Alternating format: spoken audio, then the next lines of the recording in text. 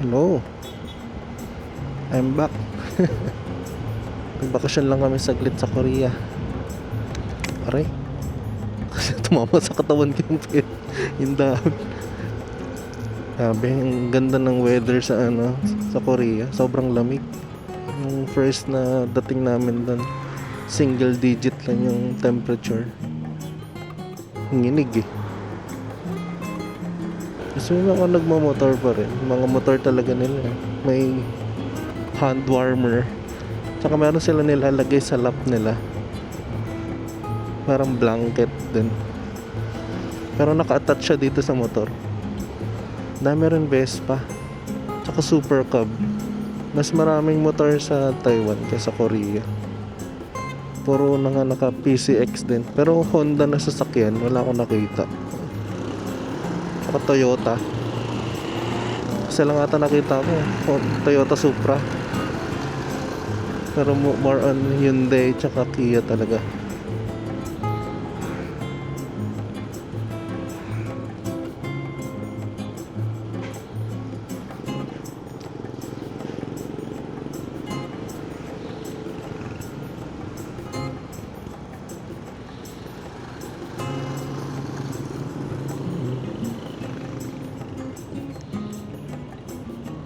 Tapos yung hotel namin nung una, malapit lang sa bilihan ng mga camera, mga film cams, mga digital, mirrorless.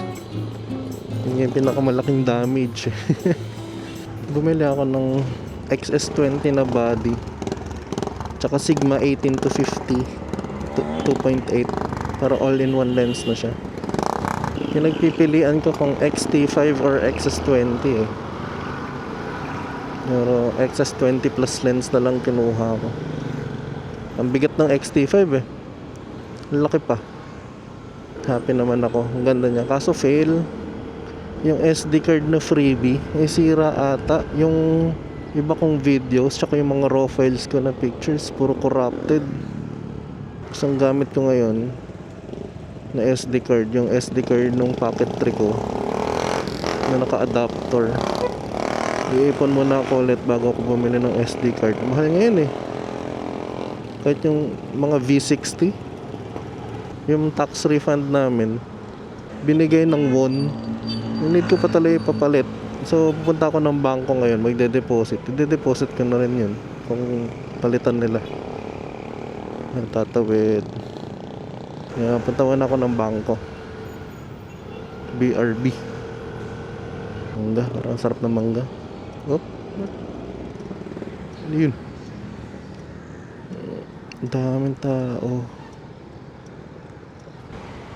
Balik na lang ako mamaya or sa ibang branch. Sobrang daming tao. Punta naman ako ng Diliman ulit. Yung sa Sunny 16 Lab. Papadevelop ako ng film. Ang tagal din bago namin naubos yung 72 shots eh. Sana maganda yung kuha. Saka sabi ng kapatid ko, nasisira daw nung airport scanner yung film. Paano kaya yun? May ako pa makikita kung sira siya. Kaya pag wala akong napakitang pictures sa video na to, ibig sabihin sira. Sana hindi, sayang naman. May binili rin akong 3 film eh. Habang nag-iikot kami dun. Hindi siya kilala na brand. Phoenix? Parang ganun yung pangalan. Okay lang kasi cheapy lang naman din yung camera. Parang nasa 300 lang ata per roll. Parang mura na kaysa yung tig sa 700 na mga Kodak. Doon din ako na overheat eh. Sana may parking silang maayos ngayon. Mas grabe yung pagtaas ng gas ngayon. Sunod-sunod yung pagtaas. Tipid-tipid muna din sa pagro-ride. Buwasan na nga rin ng tubers. Tingnan ko mamaya kung pagas na ulit ako. Pauwi rin. Punta rin ako ng ng Scoforza. Babayaran lang. Mamaya na rin pa uwi. Dami ko palang gagawin ngayon eh. Buti maaga ako umalis. Kaso abutan ako ng lunch. Dala ko rin yung mga pasalubong. Dadaling ko rin ng Antipolo mamaya. Tumutunog sa helmet ko.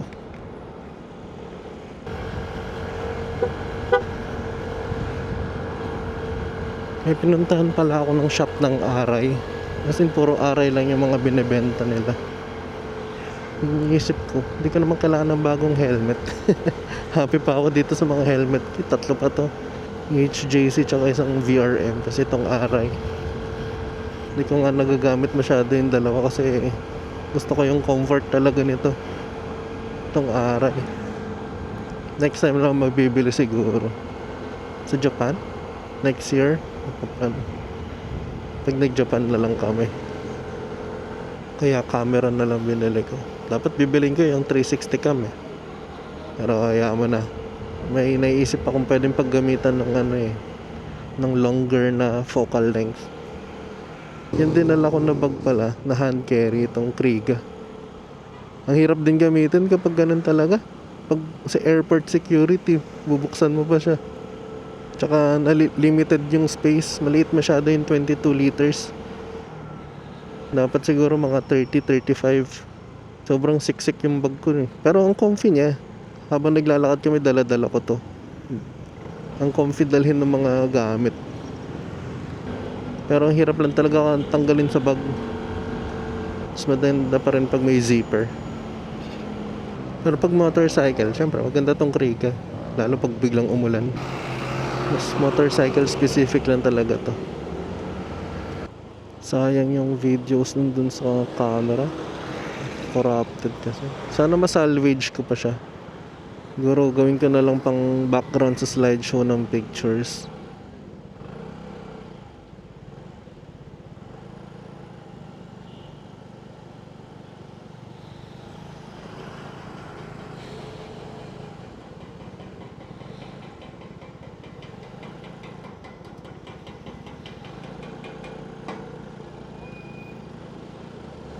Ever since nung nag-overheat ako, hindi na ako masyado nag-full throttle. Natakot na ako.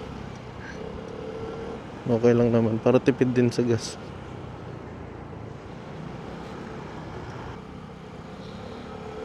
Ito ba yung Raven Cycles? Dadaan ulit ako doon next time. Yung ko binili yung frame ng bike ko eh. Speaking of bike, parang gusto ko mag-bike ulit. Mahal kasi ng gas. Pag mga malapitan lang. Ako pinapalabas pa niya ako ng Kalayaan. U-turn pa. Ito na ata yun. Ito. Puno na ulit. Kaya pinamag-prep. Yan. Okay na, na-drop ko na yung negatives ko. 2 to 3 hours, makukuha ko na yung soft copy. Punta na ako ng Antipolo ngayon. 300 pesos lang pala eh. Pero pag half frame, ang problema, kailangan nila sirain yung negatives ko kasi hindi ko mababalikan agad mamaya. Punta pa akong Antipolo eh. Kung gusto kong i-keep, kailangan hihintayin ko siya dun.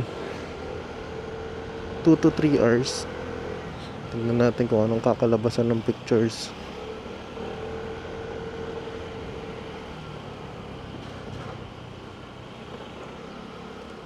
Punta muna ako Antipolo.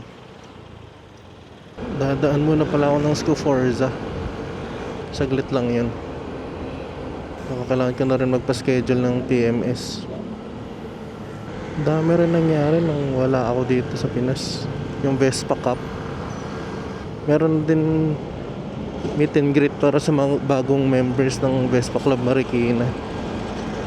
Tsaka binigay na rin yung mga ID tsaka yung jersey. Mas ngayong weekend may ride ulit, magbivisita iglesia. Kaso tutugtog ako ngayong weekend eh. Hindi pa rin ako makakasama.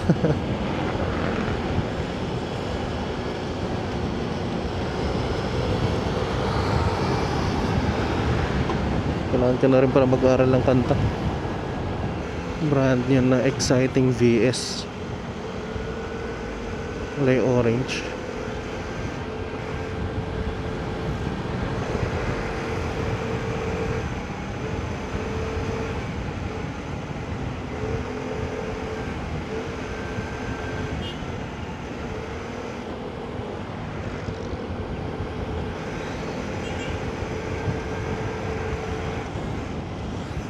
Ito na. Okay na. Punta na tayo ng Antipolo ngayon. Naabutan na rin pala ako ng lunch. Drop lang yung pasalubong. Chill ride lang tayo hanggang Antipolo. Ang tataas ng mga windshield nga nila eh. Talagang takip yung ulo. Lamig kasi.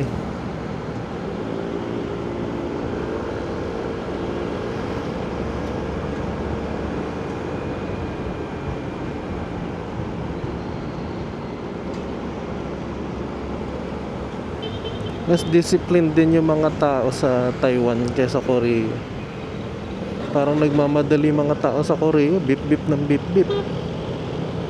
Mas nakaharang din sa pedestrian. So stop. Matawid. Kain muna siguro ako ng Tamerlanes. Nagutom na ako eh. Nakita niyo ba yung Vespa clip? Yung Vespa Pilipinas ba yun? Yung sa Baguio. Gusto ko pumunta doon. Sa 5,000 ata kasama na yung accommodation. Hindi ko alam kung kailan yung start ng registration. Pero alam ko meron ng date eh. Yung lamig ng hangin dito. Sarap. Pansin ko rin pala. Yung mga top box nila doon ang lalaki. Para mga 65 liters na square. Sakto pala dito ako dumaan. Malapit sa Tamerlanes. Gutom na ako. Sana konti lang tao. Ano ba yan? Ito na. Ang dami na nakapark.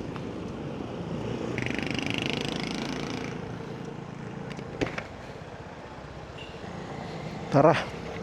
Busog na. Ito na tayo ng bahay. Aalis daw sila nanay ng 1 o'clock eh. 1:23 na. Lapit lang naman.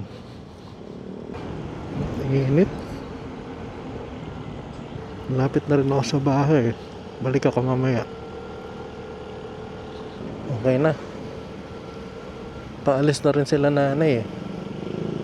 Yan, babalik ako ng BPI. Sana konti na lang tao. Or ibang branch ng BPI. Subukan ko yun sa may Santa Lu banda. No oras ba? 1 o'clock pa lang naman eh. Gusto ko sana mag-edit ng videos din eh. Sana hindi na traffic sa Masinag. May 450 empty sa likod ko. Ganda. Ang tahimik. Ito oh. Mahal kaya yung PMS niyan?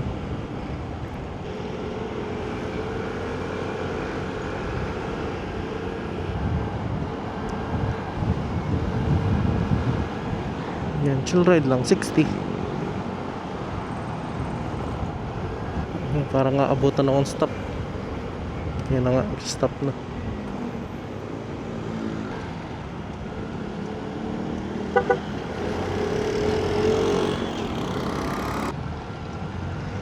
Saan ba banda yung BPI?